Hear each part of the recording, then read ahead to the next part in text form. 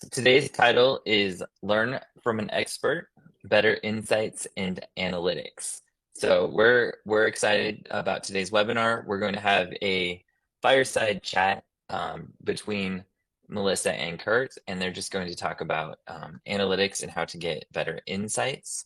My name is Jeffrey Olmstead. I'm in charge of marketing here at Vertical Communications. This is the sixth webinar in our series, just looking at migrating CX tools to the cloud. This webinar series takes us through the end of the year. You can see the last two webinars that we'll be doing in November and December there on the screen. We have some great guests lined up for each of those. So definitely keep coming back and joining us for these webinars. If you want to review the series so far, all of them are posted on our website. So you can go to vertical.com and watch all of the webinars up until today. The series is just to help you get your CX to the next level by taking it to the cloud. And we're looking and exploring different ways to do that.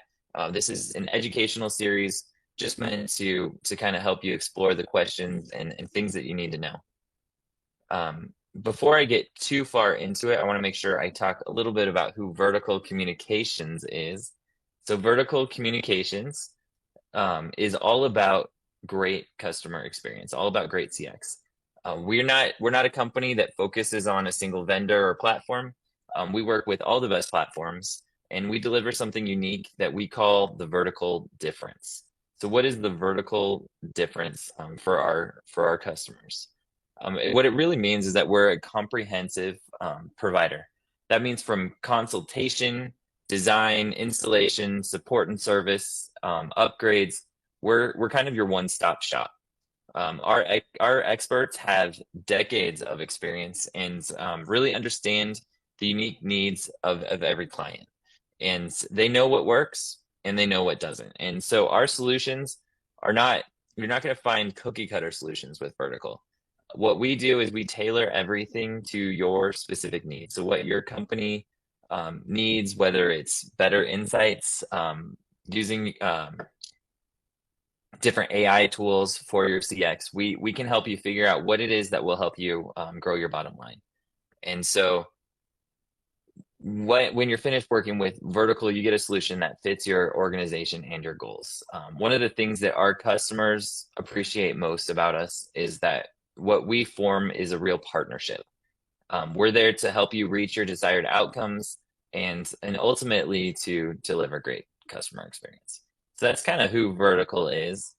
Today's webinar, we're going to have a great conversation around analytics. So our discussion today is going to be hosted by our resident CX expert, Curtis Furmanek.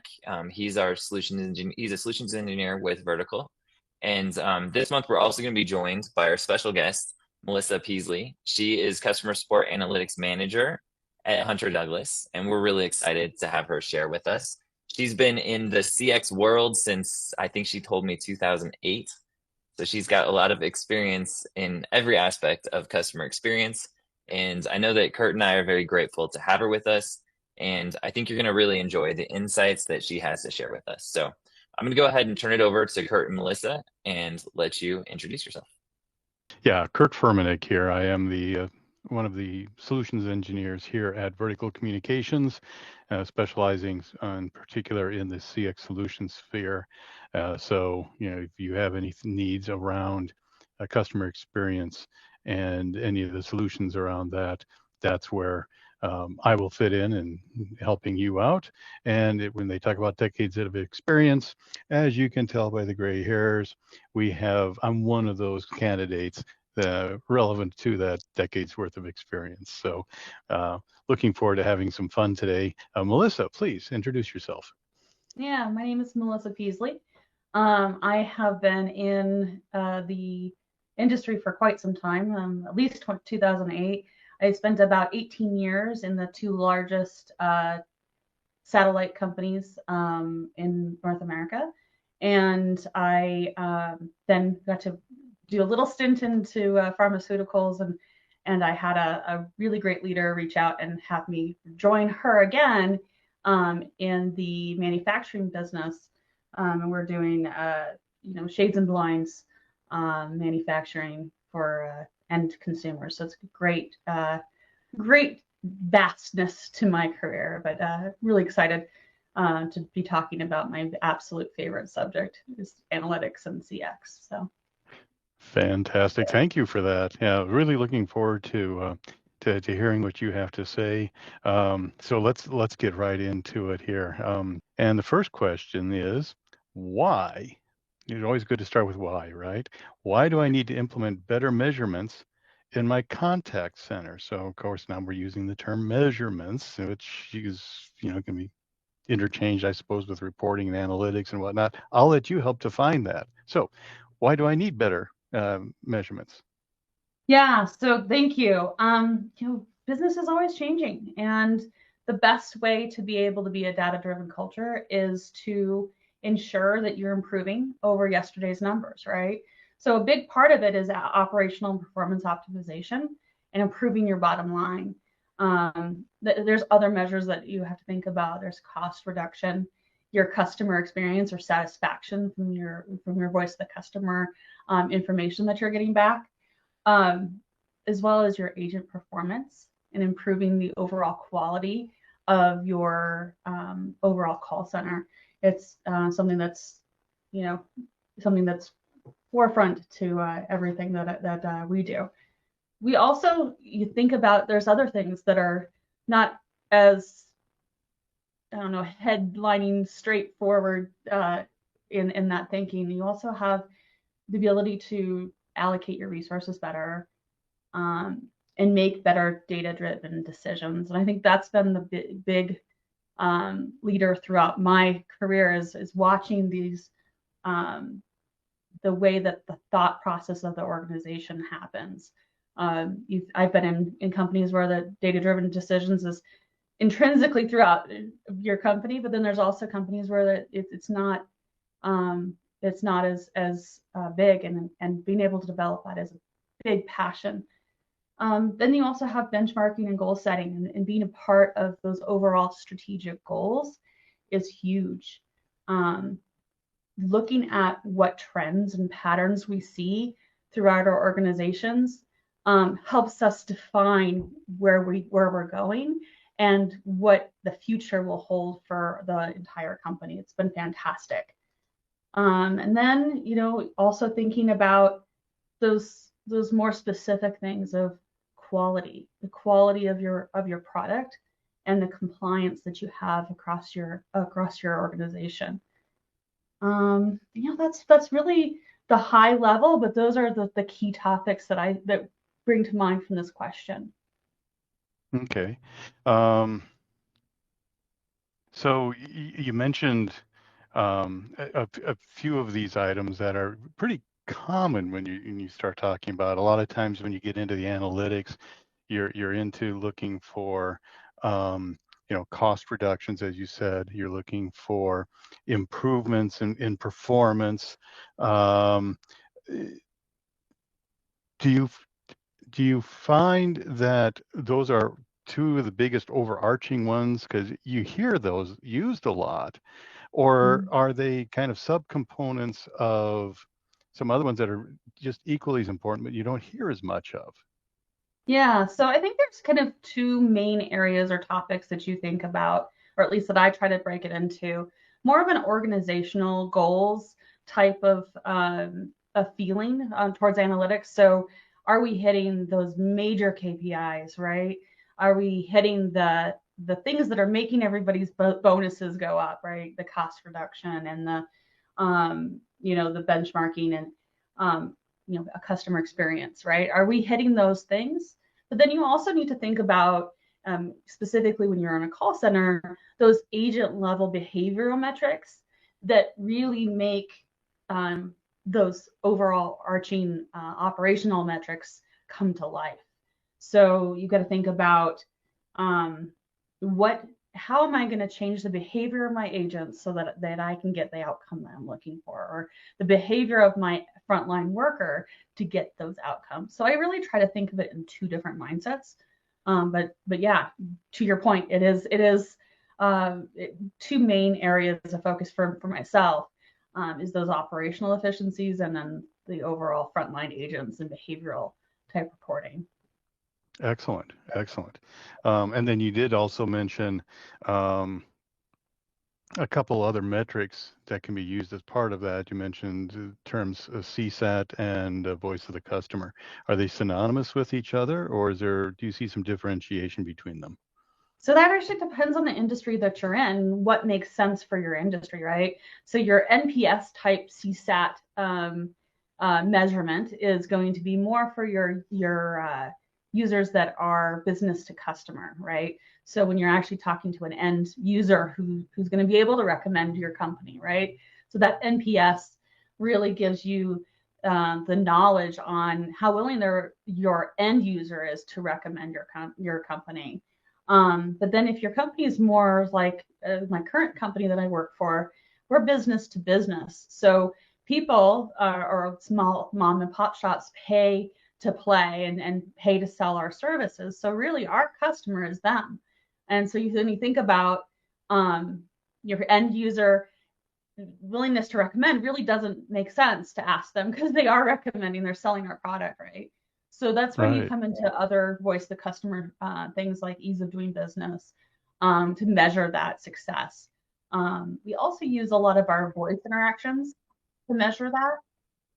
So that's absolutely another one that we have. So That's excellent, and it's a great insight. I really never thought of the differentiation between, CSAT, NPS as being more business to consumer, and then the differentiation that you get with the business to business side with the voice of the customer and all that. So thank you. That's very enlightening for me already for a takeaway from all of this. So excellent. Jeff, let's look, if you don't mind, we'll go ahead and move on to the next question then. What are the outcomes internally that I should be looking for with my analytics? So it looks like internally is kind of a big, important part of all that. So Melissa, let me be quiet and turn it over to you. What are your thoughts? It's a really good question, and it takes a lot to think through that, right? Obviously, I touched on some of the outcomes before, but there's a lot of positive, and you can also have some negative outcomes when you're implementing analytics and reporting in your business. Overall, what you want from your analytics is a behavioral change. You want to see improvement on your agents' productivity, increased customer satisfaction, increased efficiency, better quality, and it should help you inform those decisions that you're making in your company, and then also continually improve that whatever your product is. So those are the biggest positive outcomes. I can think of two really big other ones is optimizing your resource allocation, which I talked about briefly in our first question, and then also identifying opportunities within your organization. But sometimes when you're rolling out these new metrics and you're rolling out and thinking about what outcomes you're trying to change, you need to also consider what negative things will come from implementing new KPIs, right? So you're going to see some resistance to change, right? So you need to really make sure your change management is great, and that you are communicating and being very what's the word I'm trying to think of? Transparent in releasing your data, right? So that's a big part of it of trust, is being transparent in the decision making. But then you also will see sometimes if you're doing something that's behaviorally changing, you might see agents gaming the system in a new way that you didn't think about, or a way of trying to improve their performance that may not be on the up and up. So you have to watch for that, and think about what you're actually driving. So if you're trying to drive a lot of interactions, then are you really pushing for quality? Because you may not be in creating an increased interactions type metric, right? But you can also overemphasize the short-term goals. And it can lead to longer term challenges down the road. So it's something that you really need to think about. Gotcha. So do you find, I'm hearing a lot around wrapped around the agent with this one, with behavioral change, being transparent to them, gaming the system, some on the positive and the negative and such. Uh, uh, How important is it that when you're looking at making some of these changes and bringing them to fruition, that the transparency isn't just at the management level, but it's driven down to the actual frontline folks that are doing the work and having their buy-in? Is that a key element of that transparency and ensuring that you can drive the analytics and the behavior you're looking for? Yeah, that's something I've learned the hard way, right? Sometimes you're in your glass box and you don't realize that there's so much more down the road that you don't think about. One thing that we do to try to influence that is we look at focus groups. We actually bring our agents in, and it's not just our top agents. We bring in all of our agents to tell us how they feel about new metrics and how they feel about how they're being measured, because that is one of the most important things. I remember when I was just starting out my career, I was in the call center, and I was I happened to do a retention, which was really fun. And I was really good at retention. So they put me into a class to start making me even better at retention. And I remember them telling me, well, that's your job, is to retain a customer. And I thought to myself, that's not really what I think my job is. My job is to find a solution. And that's what's guided me throughout my career, is to find the solution, find the thing that fixes my end customer's problem, right? And I think that's what's really helped me throughout my career. And if you listen to your frontline agents, they really want to do the right thing for your company. They really want to make that change. It's just how they think about it. So sometimes you have to reshape it. Sometimes you have to just listen to what they're saying and go, you know what, it doesn't make sense. And that's okay. So there has to be a lot of dynamics on your part of, listening and having, full participation. That's Yeah. fantastic. Yeah. That's fantastic. Thank you. Excellent input on that. Jeff, next question, if you don't mind, please. How are you getting the right people in your organization to use analytics to improve the customer experience? And it's I love how this is phrased, because at the back end of this, it's about improving the customer experience. So, there's our ultimate goal is how I'm thinking about this. So, your thoughts, how do you get the right people to use Yeah. the analytics that you're gathering? That's huge. So, like I said, I've been in data-driven companies, and then I've been in companies that aren't data-driven. And it's bringing the people along for the ride, right? So it's part of those focus groups that I talked about, but it's also, you need to bring everybody in a room and decide what your goals are. What are you wanting to drive operationally, so that you guys can strive to those goals, so that you guys can achieve those goals. So we bring everybody into the process in all different levels. And then what you find is the people who have passion for what you're talking about, the passion for the customer experience, or the passion for quality, will rise to the top, right? But then you still have people who are down here that you really need to make sure that you're still taking care of, right? You don't want to throw those other people out and say, oh, what your opinions don't matter. They do. They absolutely do. So it's getting those right people in an organization to rise to the top. And then it's going and engaging those people who haven't risen to the top to see where their minds are at. Because sometimes there's certain people who think externally, and then there's other people who think internally, right? And you may see the people who think internally being quiet in the meetings and not engaging, but after the meetings, they have gold mines that you just never exposed, right? So it's really making sure that you cater to both sides, the people who've risen based on their passion and their outward, you know, what's the word? Outgoingness, right? Mm-hmm. And then there's the people who are internal thinkers. My husband happens to be a great internal thinker. And he's very shy and doesn't like to speak up, but gosh, the ideas that come from them are amazing. So it's talking about that approach. So identifying is the first one. Start with that, and Okay. then Yeah. recruiting, right? Bringing your internal talent, but also recruiting and bringing external talent into that conversation, and involving everybody in that process cross-functionally. So you'll see teams that aren't necessarily CS that are talking to our CS teams so that we can improve our overall quality of our products, and so that we can actually step together, because you're much stronger in numbers when you're working as a big team than you are as an individual. And then it's education and training, and really ingraining that data into the culture.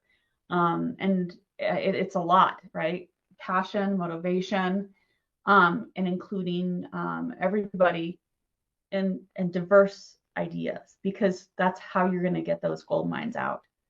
From there, it's their feedback and continual improvement, making sure that shared leadership vision is throughout the company, and then it's making it an everyday practice that really takes it to that next level, right?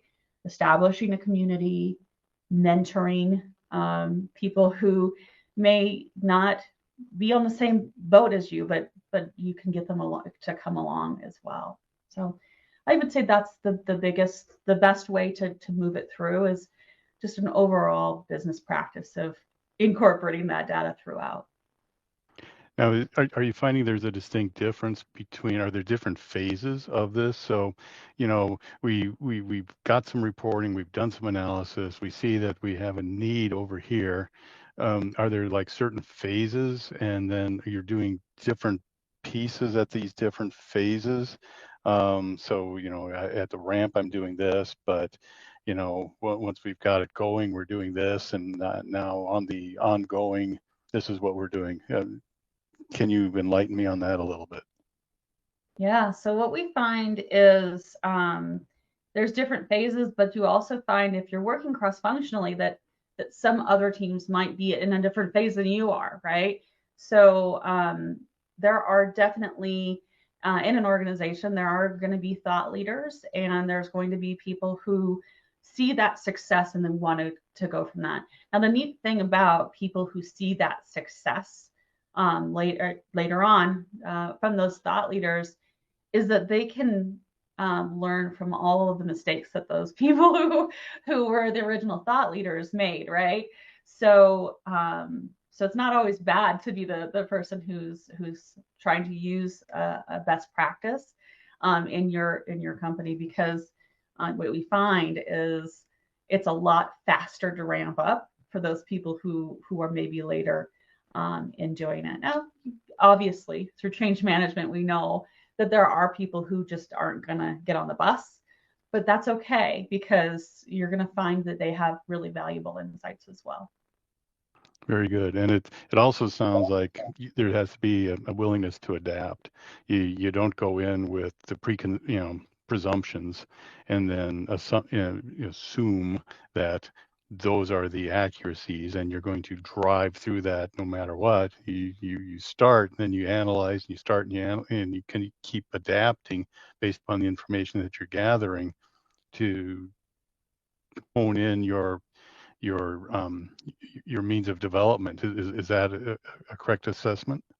Yeah. So it's exactly that. So you may have, and I know that sounds like scope creep is what what I'm first thinking about what you said. It Right. sounds like scope creep, but it's not, because what you're doing is evolving. And if your organization isn't evolving, you're not going to go anywhere. So I think that's the biggest part, is making sure that you're continually looking at your processes, looking at what you're trying to drive and the results that you're trying to get, and gauging where you're at, to see how you're getting there. Because you're right, it is something that you may take one or think that there's one path to get to that end goal, but there's so many more paths is what you uncover throughout the process. That's amazing. And what a great word, evolving. Wow, that's, yeah, I mean, I had to write that one down right away. It's like, wow, what a great way to describe that. That's fantastic. Thank you so much.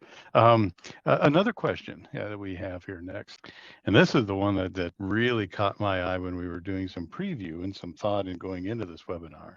What is the difference between reporting and analytics and insights? I mean, like in my realm here as a solutions engineer, I've always asked, well, how good is the reporting on this solution and what can I get and so on and so forth. So how can we transition from being a reporting team to an analytics and insights team? So take it away. I can't wait to hear what you have to say here. Yeah, I love it. So that's actually something that I've recently been able to do with my teams. So when I think about reporting, that's that structured reporting where you get the grids and the tables and the graphs and the charts that you typically get in the same format every single week or year, whatever your cadence is, right? That's that structured data that tells you what happened after the fact, right? And it's great. It's wonderful. But as a business, you need to learn how to look at the things that are leading you to the overall bottom line, right? So you still do need to have both reporting and analytics and insights. But I would say that your analytics and insights is more predictive and prescriptive. It's definitely more flexible. What you're doing is you're leading the business through a data exploration, right? You're looking at what those numbers are saying or what those numbers are posted, but everything underneath that. And then being able to enhance those visualizations that you have on those everyday reports and actually make action and change from those numbers. And I think that's the biggest piece is just continual improvement. So reporting is more the standard, at least in my mind. Reporting is more the standard. Here's your report.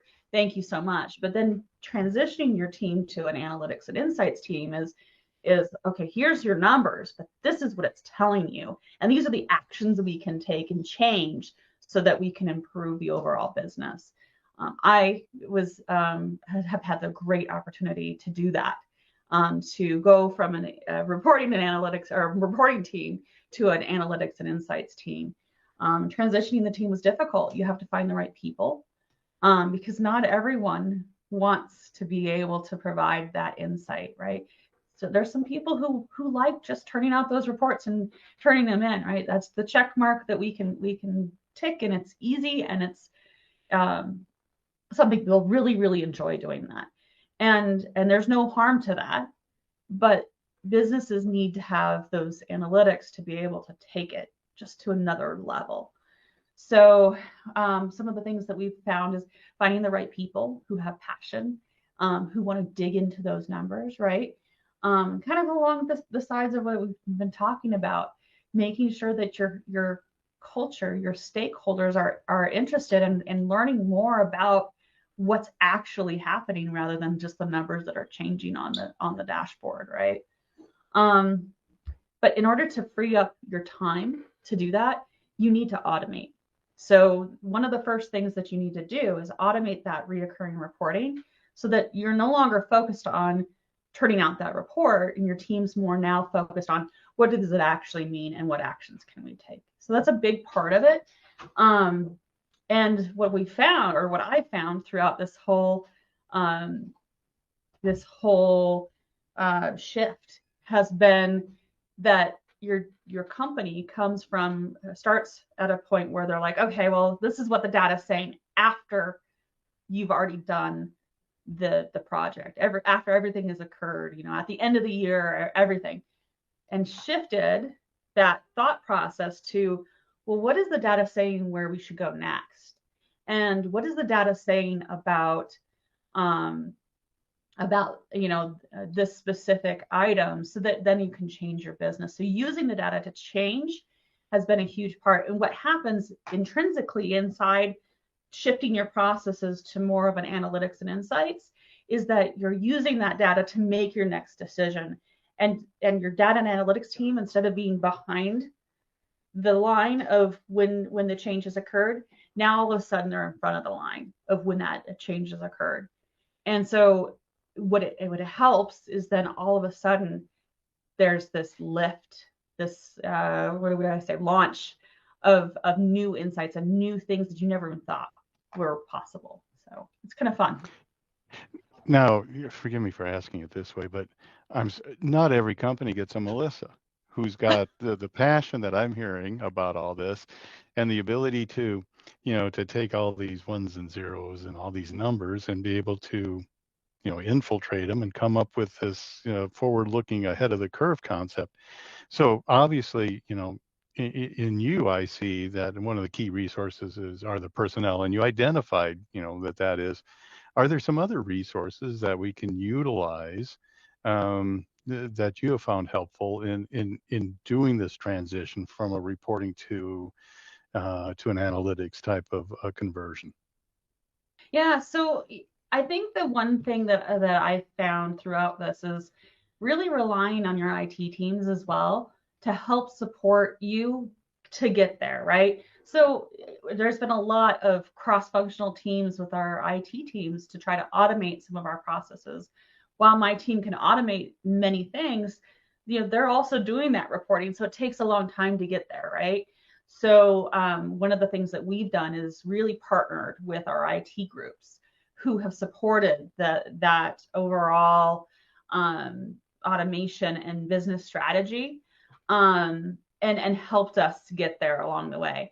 But there's also, you'll find throughout this change, you will find that you have more resources than you thought you had. People are excited when you're excited.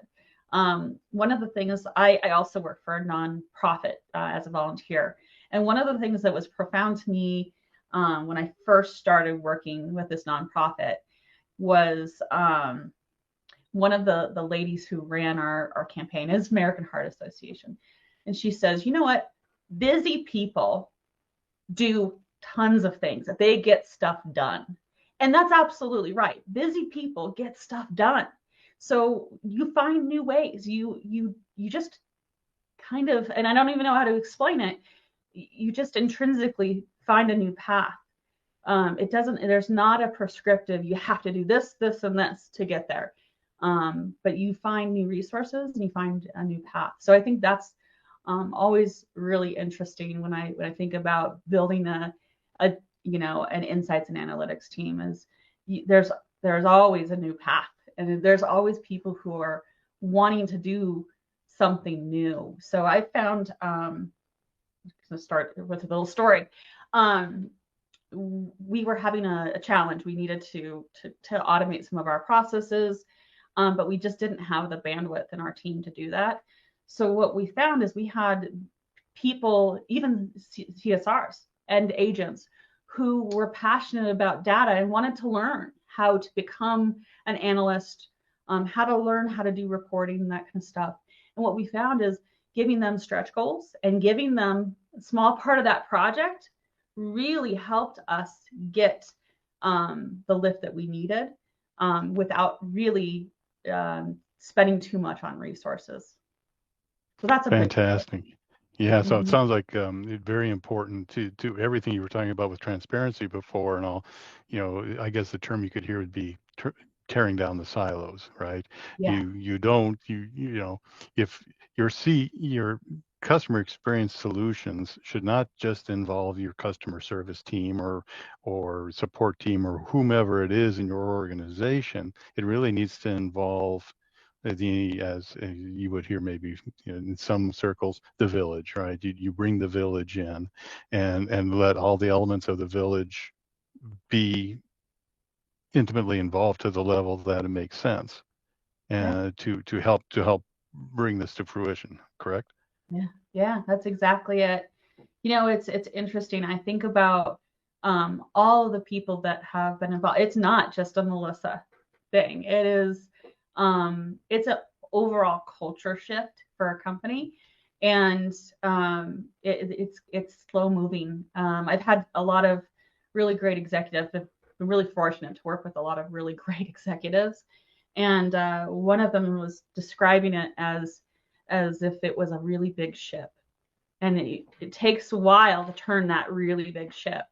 And I think that's a lot like analytics. It's a really big ship that you've got to turn. So it's definitely a longer process in a lot of cases. So But it'll have obviously big benefits on the back end of doing it. huge benefits, right? You're steering away from all of the rocky cliffs. There you Yeah, go. using that analogy, right? I love it. Jeff, next question, please.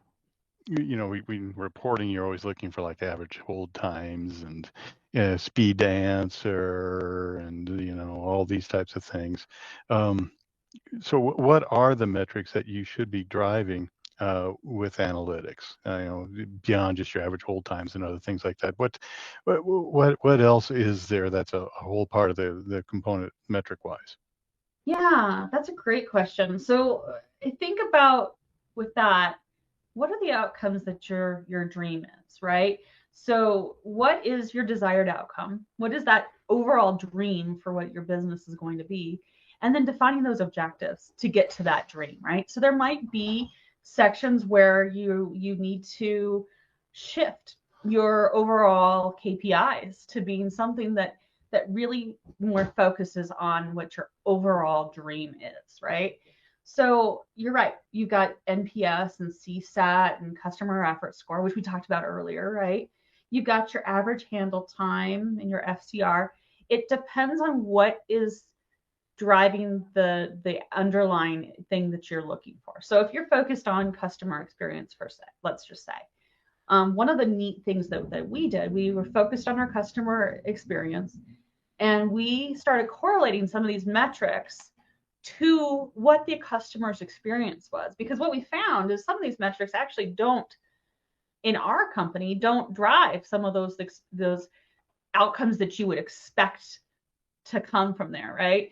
So for instance, I can think of, we used to have a metric called service level, which I'm sure you're familiar with. It's how frequently do you answer a phone call within 30 seconds, or however, wherever you set the threshold. Usually it's within 30, 60, or 90 seconds, right? But how frequently do you do that, right? We looked at that and we compared it and correlated it to our CSAT. And what we found was until it hits a certain threshold, it really doesn't matter to our customers. But when you're in another industry, it really does matter to their customers. So it's really identifying what is your overall dream, what is the goal that you're trying to obtain, and then start looking at the metrics and correlating them to see, do they even make sense to that desired outcome, right? So are your customers who are promoting you, are they also worried about how long they're waiting on the phone? Or are they worried about how long they're talking to you? Another one that I thought was really, really interesting was, because I'm in a B2C right now. I grew up in a B2B, or sorry, B2C, and I'm now in a B2B, I'm sorry. Mm-hmm. And what I'm finding is that customers aren't as worried about the time that they're talking to us, because it's the time that we're white gloving and providing them the experience so that they can then use for their end user, right?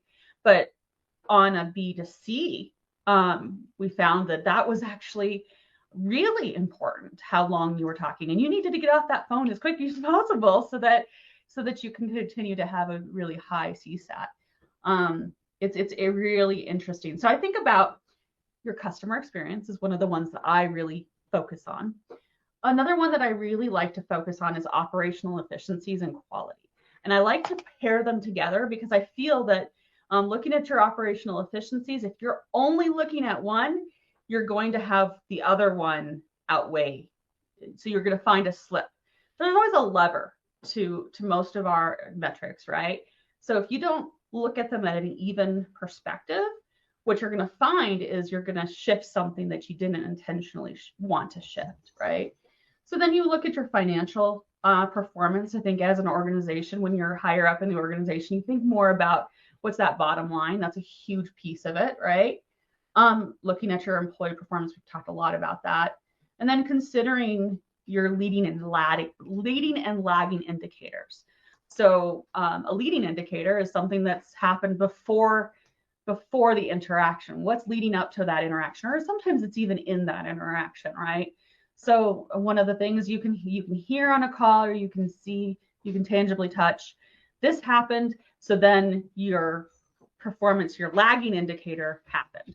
So, you yelled at your customer and now they're not happy. Those are so you have a leading on indicator that the customer was yelled at, and the lagging indicators that they're not happy. So you have to think about that as well. I think that's a huge part of identifying those KPIs that will help lead your overall analytics. Those are the metrics that make a lot of sense. Now, there's also a ton of other metrics that we can definitely go into, but those ones are my top ones that I like to look at, and I also like to look at them in pairs. So it's the ways, the scales, I would say. What levers do you need to pull to make one better may make something else worse. And do you find that those levers and the balancing are between them? So, like, if I do something on the operational efficiency, it would have this effect on the financial performance.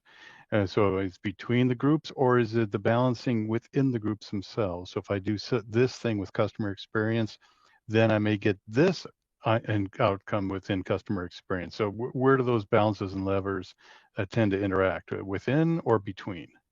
Ooh, that's a great question. I actually kind of think it's a both, to be quite honest, because there's always unintentional outcomes to putting in metrics, right? So when you're putting in metrics, you have to be very careful that you're looking at those risks as well as the things that may your positive outcomes. So for customer experience, if you're really focused on just customer experience alone, you may see an agent on the phone with that customer forever. And then what you're going to see is those operational, those financial outcomes are not doing as well. So you really, every action has a reaction. You just have to think about, what is that action going to ultimately do? So you need to balance it. You've heard of balance scorecards, right? You need to balance that, those KPIs, to make sure that you're looking at the right things that are driving the right performance. And when you notice, because there are going to be times where you have the best intention, right? And you have your KPIs and you're set and you're going, you're going to find just inevitably that you may have had a reaction down the road that was not as positive. And so you just have to really realize, reset where you're looking at, remember what your dream was, and then go from there. It's really a continual process, which is really interesting, because not everybody thinks it's a continual process, but it absolutely is. It's not just you get that report and you're done, right? Exactly. And That's I love the way you related it back, and doing, ultimately, did what I accomplished, did it improve here? Did it affect or get me closer to my overall goal? And I love the way you related back to that need. So yeah. well done. Throughout the year, you should be doing that, right? It's not just okay, we're going to set our metrics at the beginning of the year, and at the end of the year, we're going to see how we did. You have to continually adjust, or else you're not going to make your goals, or you'll have undesired outcomes too. It's something that you definitely have to evaluate throughout the year. Very good. Thank you. Very good. We got one more question. So, Jeff, if you'll be kind enough to put that one up, please. What have you learned about getting your company to pay more attention to analytics? Wow. Gosh, there's a lot that I've learned. It's been a very neat road to move from more of a reporting to an analytics culture.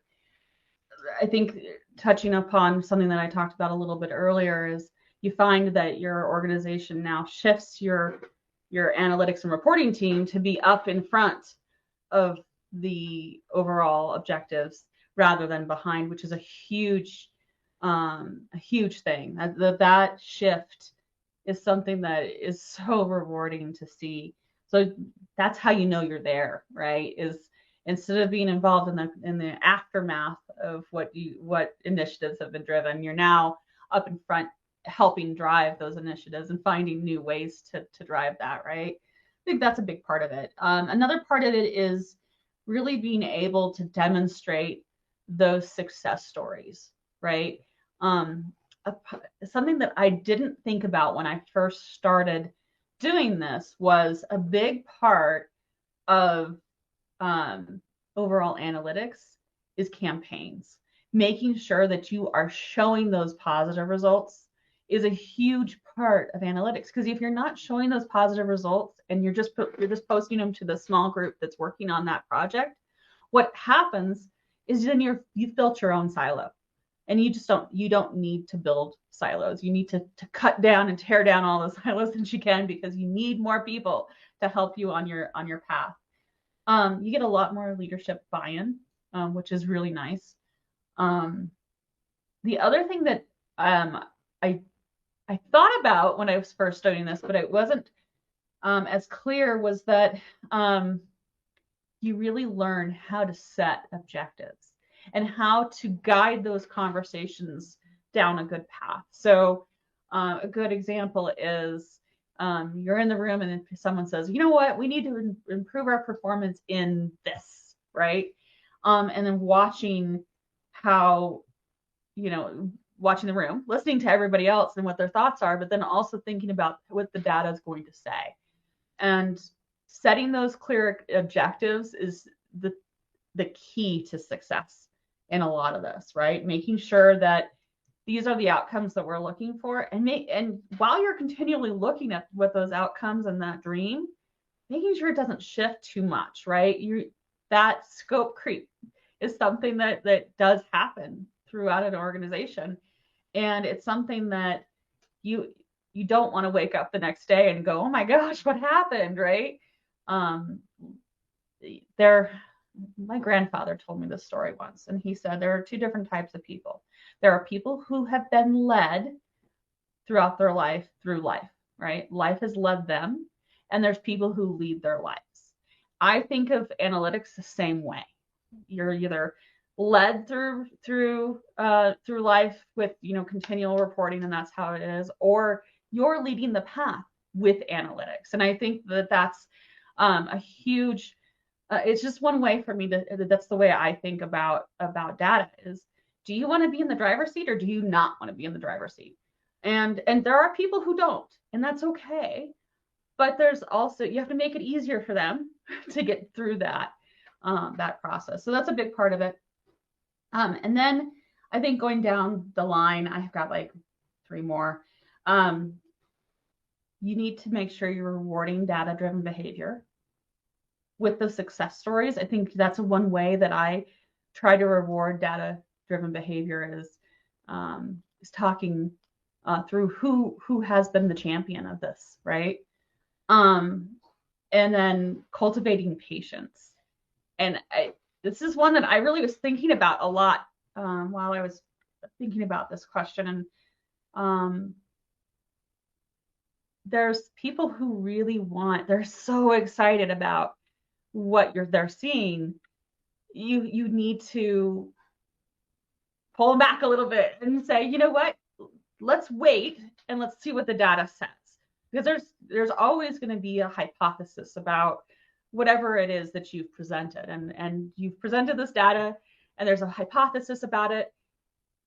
But sometimes what you find is that you presented the data and the hypothesis is not right. And so you have to cultivate that patience inside your end consumers, right? And your stakeholders, and say, yep, no problem, but let's go look and see what the data is saying throughout this whole process, right?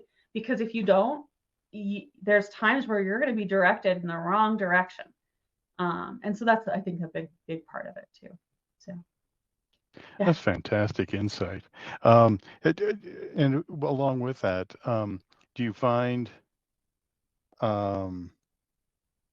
it works best if you have a focal point to, we're tearing down the silos, we're bringing in all these resources, we've got all this buy-in, we're bringing in people with passion, but ultimately, if a decision is made based upon the data or the actual analysis of the data, and okay, this is the truth of the truth that we have, Mhm. does it have to go and funnel in through a focal point, or is it still more of a team collective in that analysis? Yeah, I think that the jury's still out on that a little bit. I tend to be a little bit more of a perfectionist, and I like to have that focal point. Like, it's actually a campaign that I'm driving in a marketing campaign. Let's talk about, right? Or it's actually something that we visually can see in dashboards and things like that. But many times we're working at such a pace that you're never going to get to that perfect campaign. So yes, you want to have visualization, because I'm a very visual person. I think that's one of the things that you want to make sure you have to stay focused. But there's going to be times where you're pulling stuff and it's just not pretty. And that's okay too, right? As long as what you're saying is getting through to all the levels, you're fine. The challenge that you'll find is not all the time when you have stuff that's not as pretty. It doesn't always get to all the levels. So you have to be really, really careful to make sure that you make good choices on that. What I like to do is have an overall format of where the data is and lives and what we're trying to achieve, right? So you have whatever graphs you want to look at, but you have your end goal at one end of the graph, and you're showing the progress to that goal, right? Um, I remember doing a campaign with the Heart Association, and we had a thermometer, right? And you're trying to Right. achieve Yeah. this much earnings, right? And it's that thermometer to get to that earnings. But some way of visualizing that end result. I've seen really neat ways of putting down tickers, countdown clocks, where, okay, this project's going to launch at this time, and you have a countdown clock. It creates excitement, but it also creates that guidance to that end goal. I think those things are really important, but I also think that if you focus too much on that visualization, that you may miss the mark in providing the insights, the actions that are going to get you there. So it really depends on the project, um, but you need to have both. I know that sounds. Okay. Yeah, and I imagine a big part of it too, what I'm kind of hearing a little bit too in the background from this is probably your corporate culture too is a key driver of this, right? Yeah, it really is. And how do you influence that overall culture, right? A big part of that is through your campaign and your wins. Because when people see that a department is winning, they want to be a part of it, right? They want to be a part of that win. And so it's really important that you share those successes throughout your organization. So, yeah. Very good. Well, Jeff, I'd have to say today's been a win. I've got pages of notes I've gotten from Melissa's insights here. This has been fantastic. Thank you so much for what you've done and all the insight you've provided. Any final words from you before I turn it over to Jeff to see if there's any Q&A? No, thank you so much. This is my first time doing this, so it made it very easy. I really appreciate it. And while I've made a lot of these for our executive teams, this is the first time being the speaker, and it's been really fun. So thank you so much. I really appreciate it. Outstanding job. Jeff, go ahead and let me turn it over to you or any Q&A at this point in time or not. Nope, that's all we've got. So I guess from here it's just saying thank you everybody for joining and hopping on to our webinar.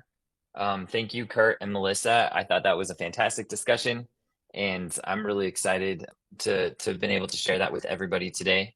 I hope everyone who hopped on the webinar found it useful. Our next webinar is going to be next month. On the 15th, we'll be talking about how to take advantage of integrations for better CX. So the title is Enable Seamless Communications Between Agents and Experts. We're going to have a special guest, Bob Lenarchik from Ring Central. He's going to share his vast experience, and I think it's going to be really useful. So go ahead and join us next month for that. The recording of today's webinar will be posted on Vertical's website. we'll make sure to share that out with everyone who registered for the website as well. And thank you again for attending. And with that, I just want to say have a good rest of your afternoon and goodbye.